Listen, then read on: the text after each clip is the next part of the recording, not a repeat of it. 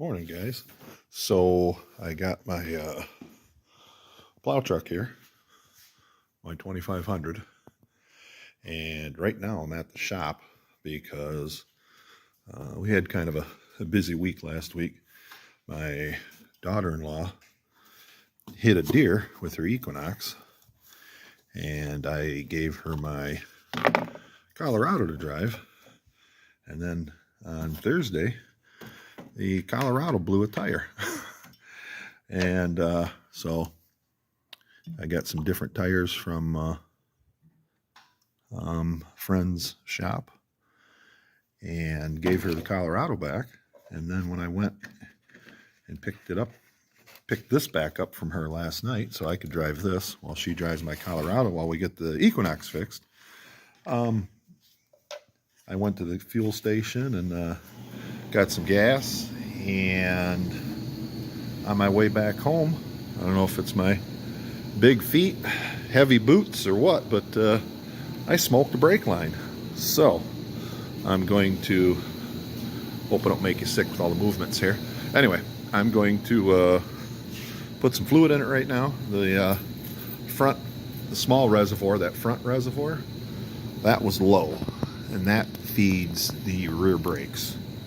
And I figured it was the rear brakes anyway because I still had some pedal. The pedal was low, the brake light's on, but if you lose a front line, you're gonna have, your brake pedal's gonna be right on the floor.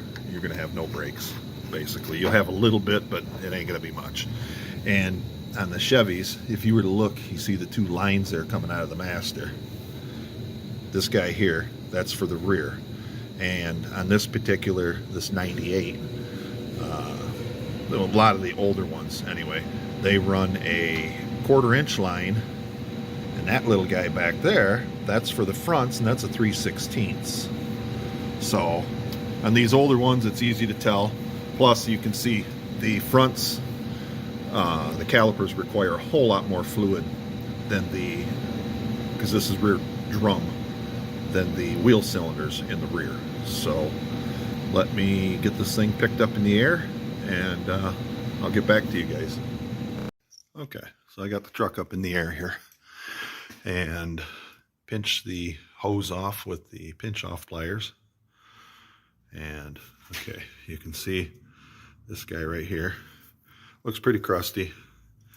We follow him down. The shock's pretty crusty too, but don't worry about that right now. Okay, over here, let this focus, maybe. Anyway, it's hard for it to focus. There it is. That is all wet right here. And if you look down, I was pumping a little bit, and there's a puddle on the floor. So I'm going to take this line over here.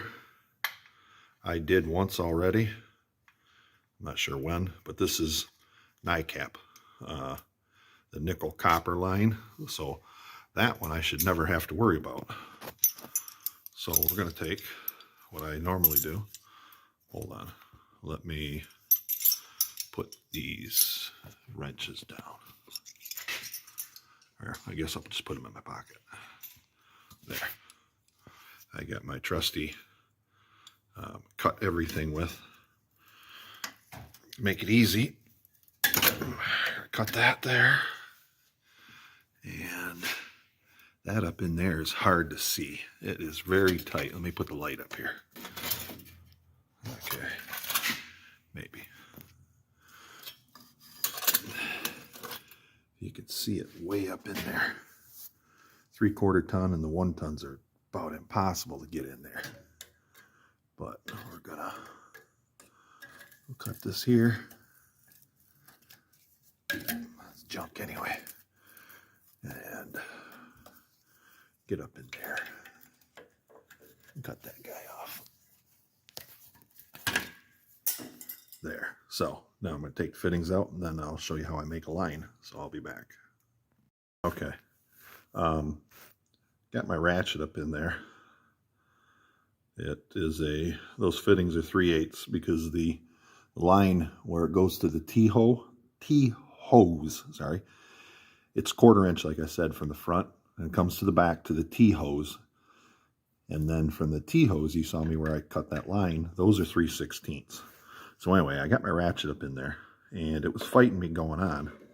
So I took my pry bar, and I was pushing on it from both sides like that to get the socket up on there. So now that I got it on there, I'm going to hopefully break this thing loose and then get the fitting out of there. And then we'll make the line. Now, the ratchet, there it goes. The ratchet I got on there is that's a high dollar Snap-on. But the thing is long. I don't know if you can see way up there. There it is. It is like 10 inch, and it's a 1/4 inch ratchet. Most of your cheap stuff, they don't make stuff this long.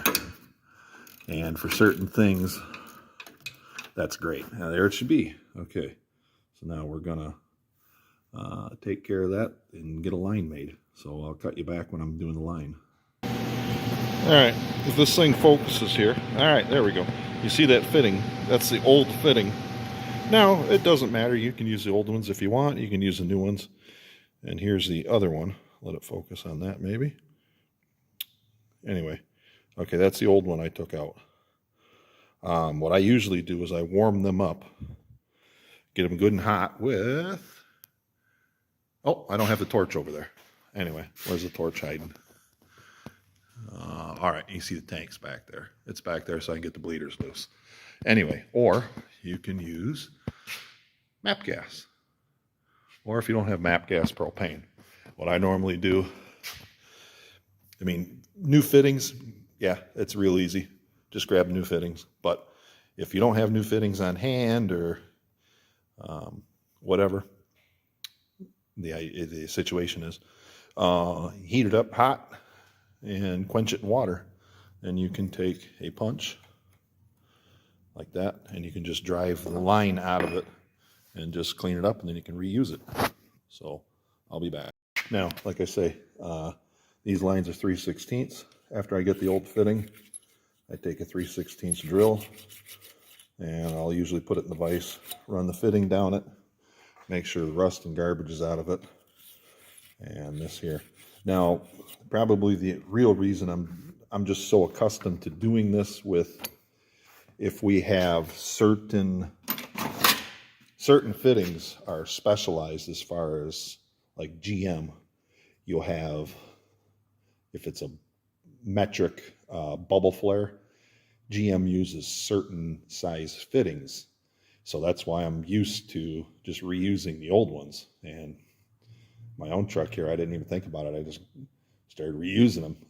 We probably got 3/16 fittings on hand, but anyway, that's just what I did. So I will finish cleaning them, and I'll grab some line, and I'll show you how to use this guy. All right, so here is the hydraulic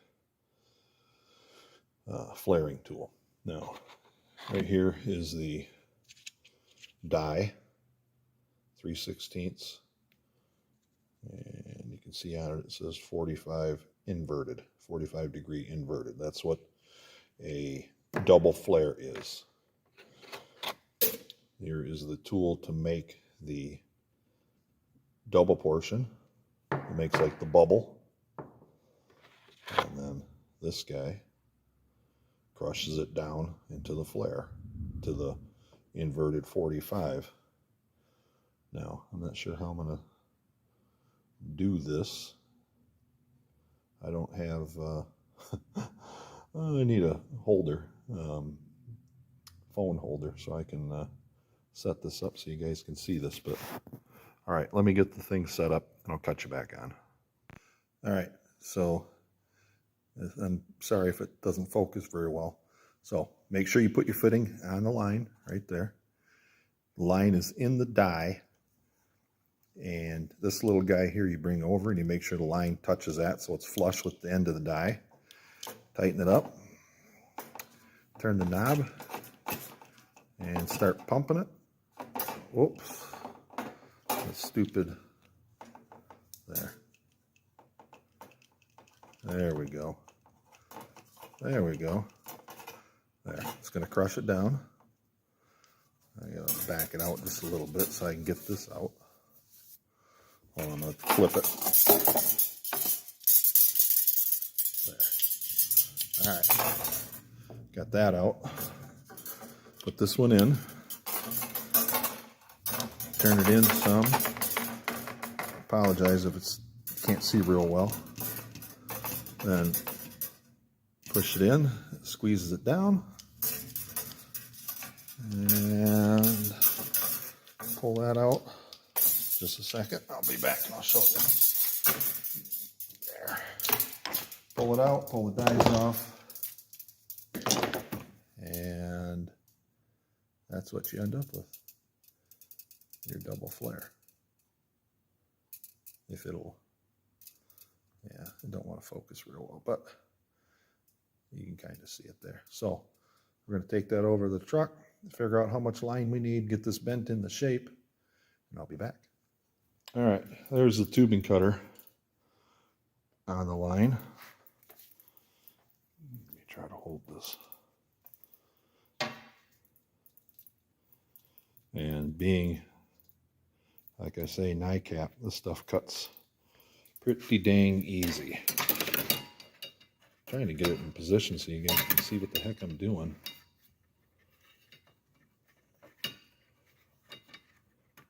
Turn it a little bit. And a little more. A little bit more. It should be. It's just about through. There it goes. Now, I'll find where I set my other fitting. That's how it goes. Always lose. Seems like I lose something. Anyway, sorry, all the mess here, but the fitting's here somewhere. I'll slip it out. Here it is. I got it way over here. All right, like I said, make sure you put the fitting on the line. There. Now, I'll put it back in the hydraulic press, and we'll make that end. But I can't stress enough, if you're making your own line, don't forget the fitting, because I've done that before. I've had lines the perfect length, forgot the fitting, and then had to throw it away and make a new one. So usually I'll leave a little extra just in case I'm stupid and I forget the fitting. So anyway, cut you back on in a minute. All right, this is the tubing cutter. Sorry, my tubing cutter was a Matco. This is the flaring tool that we use. It's a Master Cool, not endorsed by them. We've had it for quite a while. It is a great tool. Works nice for making flares. It's a bit pricey. It's not necessarily a do-it-yourself tool unless you love buying tools. But for shop use, this thing's good. It'll do double flares, bubble flares.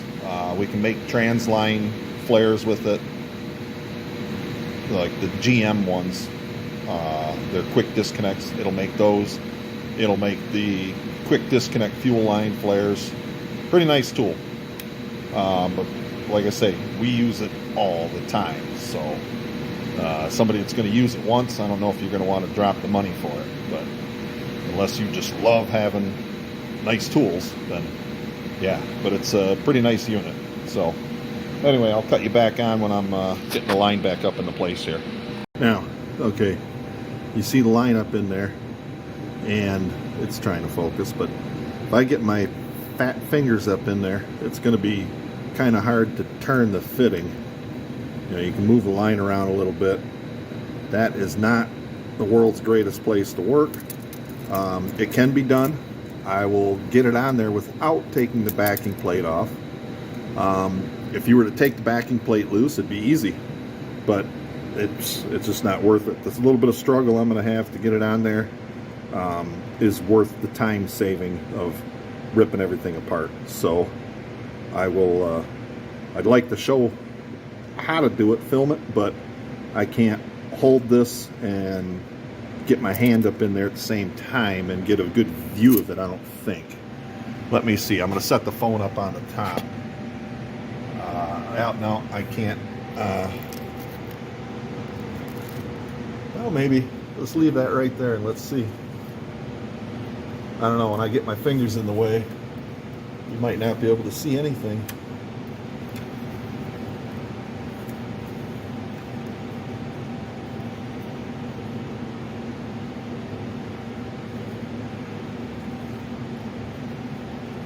That might, I'm not sure if that's it or not. Hold on.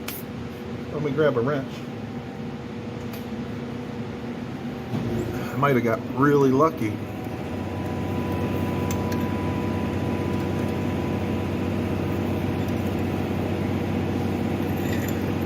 I might have got extremely lucky.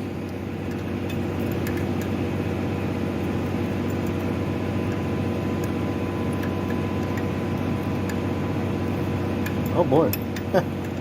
I think that's it, guys. I think she's going.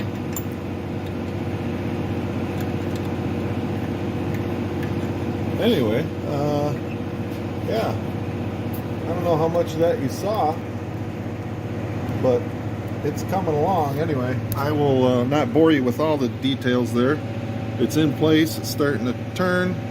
I'll get that threaded in, and then I will put it up on that end, and I'll film that in a minute. All right, I got that threaded on there. You witnessed the miracle. I don't know how good the footage turned out, but anyway, I got that up in there. And like I say, that one's a nightmare to get usually. Okay, this guy here, got him threaded up. Let me grab my line wrench. Sorry about jerking you along, bringing you around with me, but anyway, here, because I'm holding it with my hand while I'm trying to grab tools and stuff. There. Now, if you're looking at my line and you're thinking, oh man, that line looks like crap. Well, here's the deal, guys. This is a snowplow truck. This is not a Pebble Beach Concours restoration. So for this, we're looking for functionality more than we're just looking for fitment and functionality. There. Now let's snug that up there. Let me see here. I'll try to hold this. And snug this at the same time. This is going to be kind of a pain in the butt.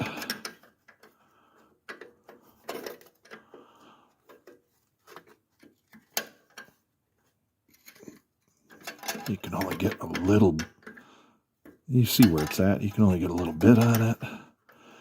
It's kind of a pain. A straight line wrench would work better. I'll try to get it so you can see it better. Sorry.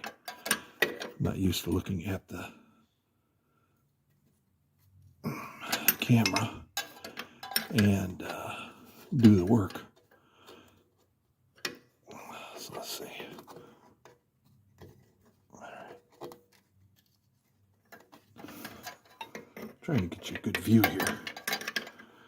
There. That should be good. All right. Now, see that crusty bleeder up there? We're going to have to warm that up with the torch and get that bad boy out of there. So I'll be back in a minute. All right. Torch is up there. I don't know how much you can see. We're going to warm that bleeder up.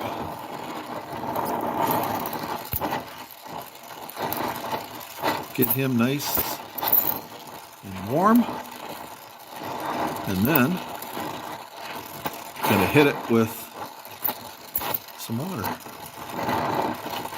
The quenching with the water normally will let it break loose. So, yeah, there you can see it glowing. Hold on. Let me grab my water bottle here. Oh, come on now. Don't shoot me like that.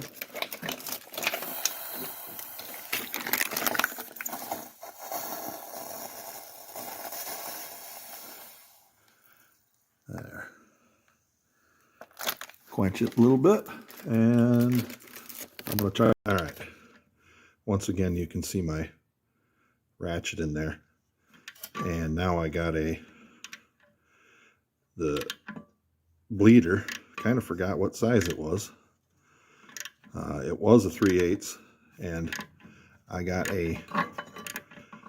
used the same trick I did on the other nut with the pry bar and stuff, and I got a 9 to go on it.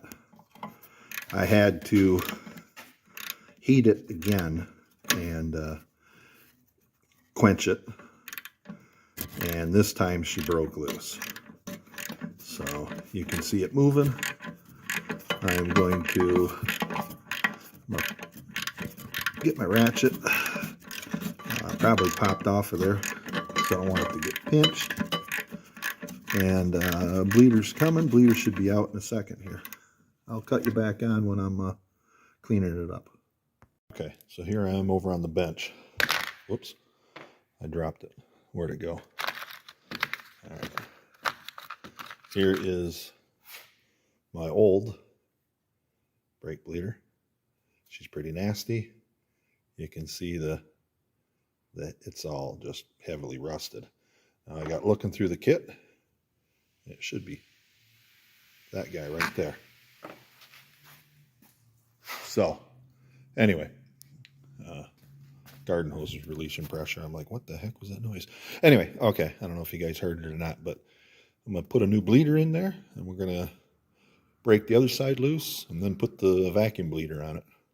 All right, so I got a new bleeder in there, finally, and it took forever, you know, tightening it, and it finally quit dripping. I'm assuming it's because the seat on the new bleeder is different from the old bleeder, and probably when you're tightening it, you're crushing it into that wheel cylinder to make it stop, because if you look at the end of a bleeder, it's got a taper on it, you know, and that, when it pinches down, it's supposed to stop the flow of fluid. So there's that one. Probably can't see that guy up there real well, but I got the bleeder wrench on it.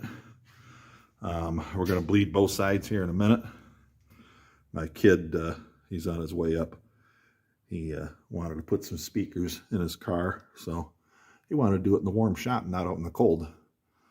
Right now it's about 24 here in Michigan. So, at any rate, that was my ordeal for the day. There's my functional brake line. Like I say, she's just a plow truck. She ain't concourse. And as you can see, she's getting kind of rough and crusty. Michigan truck its whole life. So one time it had airbags. I don't know.